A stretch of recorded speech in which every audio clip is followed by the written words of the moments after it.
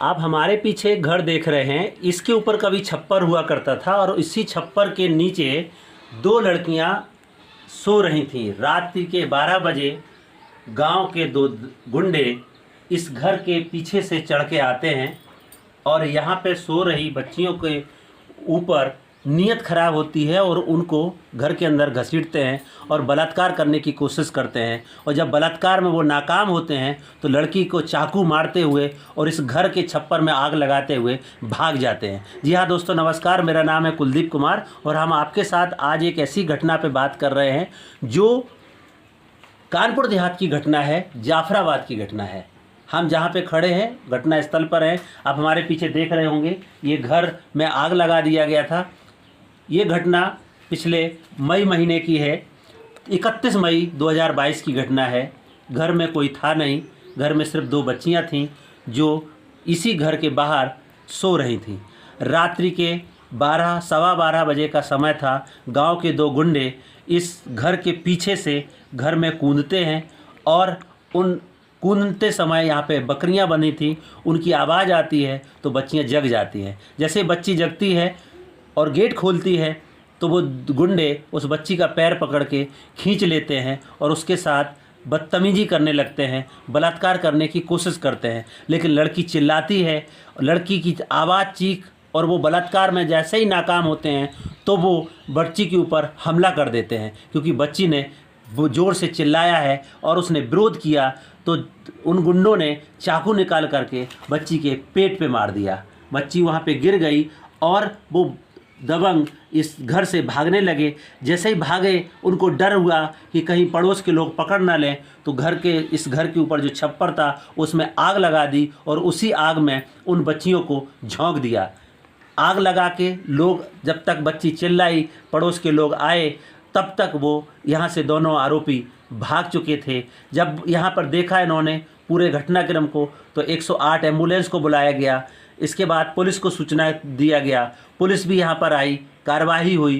क्या कार्रवाई हुई है, क्या अभी तक आरोपी पकड़े गए हैं या नहीं पकड़े गए हैं, या इस तरह की घटनाएं कब तक घटित होती रहेंगी और आखिर ये घटना के पीछे की वजह क्या है, इस घटना की सच्चाई को जानेंगे उस बच्ची के फैमिली के सदस्यों से। चूँकि ये एक माइनर गर्ल्स के साथ घटना है, हम बच्ची का चेहरा, बच्ची के बयान आपके सामने नहीं दिखा सकते हैं, लिहाजा हम बच्ची के परिवार वालों से बात करेंगे और जानेंगे कि उस घटना की सच्चाई क्या है। हम बच्ची की माँ से भी बात करेंगे, हम बच्ची के जो बड़े पिताजी हैं, क्योंकि वो उस समय घटना के दौरान यहाँ पे थे, उन्होंने सारी कार्रवाई किया है, वो हमें बताएंगे कि इस घटना की सच्चाई क्या है, आखिर क्यों ये घटना घटी, इसके पीछे की वजह क्या है और आज की स्थिति में किस हालात में वो इस गांव में रह रहे हैं, आरोपी कहाँ हैं, उनके हालत परिवार पे क्या गुजर रही है, क्या उनको अभी तक न्याय मिला है या अभी वो न्याय के लिए संघर्ष कर रहे हैं, एक्सेस टू जस्टिस के लिए संघर्ष कर रहे हैं। तो आप हमारे साथ बने रहे, हम बात करेंगे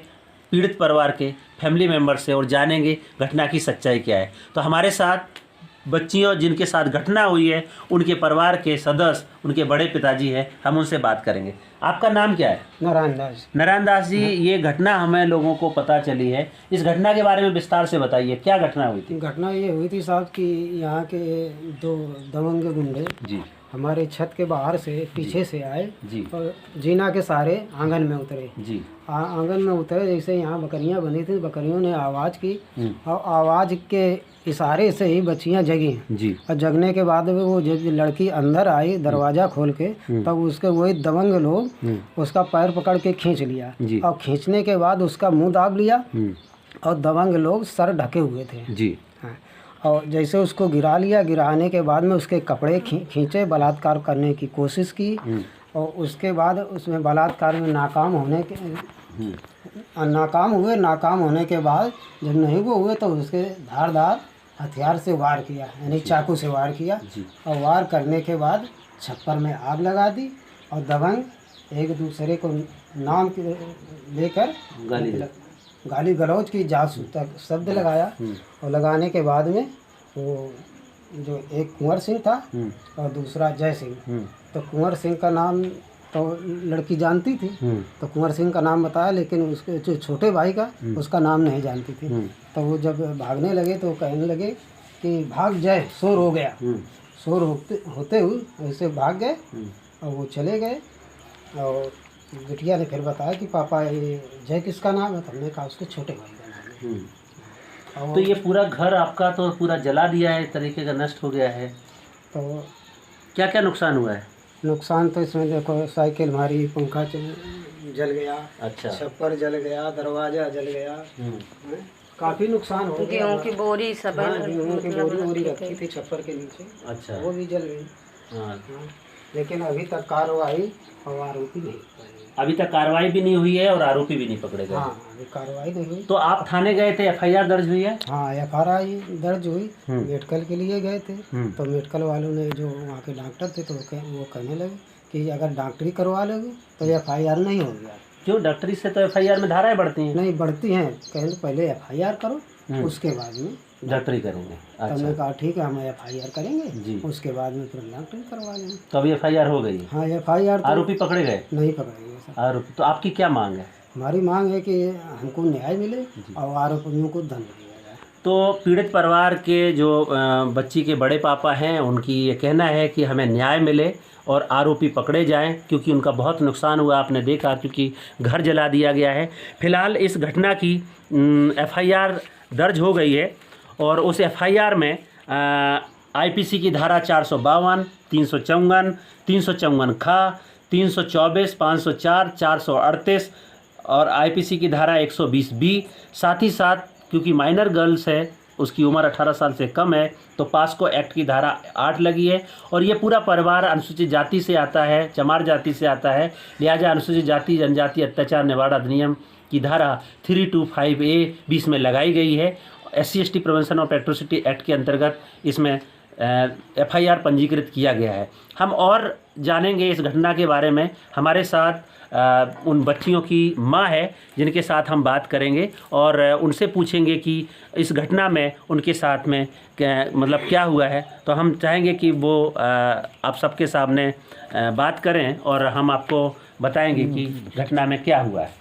तो आप अपना नाम बताइए। मेरा नाम मन्नो देवी है। मन्नो देवी जी। आप बच्ची की माँ हैं? हाँ। तो मन्नो देवी जी, आप बताइए क्या हुआ था उस दिन? उस दिन जब हम दूसरे दिन गांव से लौट के आए। आप नहीं थे घर में? घर में आप हम नहीं थे। बड़े अच्छा, पापा, मतलब बड़ी कोई घर में मम्मी थे नहीं और बच्ची अकेली घर में थी। इनकी माँ, बच्ची के माता पिता बाहर गए थे। बड़े पापा जो पड़ोस में रहते हैं वो थे। आप इधर आके हमारे साथ बात कीजिए।